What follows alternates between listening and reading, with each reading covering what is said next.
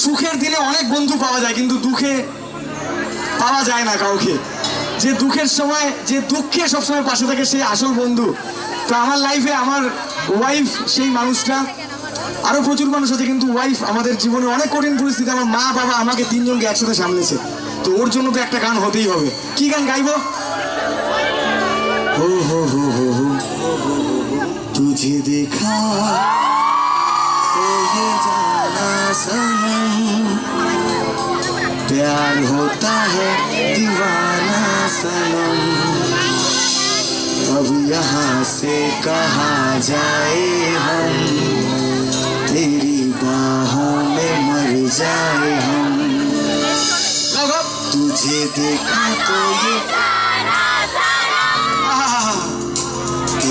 होता है दीवाना सनम, अब यहाँ से कहाँ जाए हम, तेरी बाहों में मर जाए हम, तुझे देखा तो ये जाना सनम।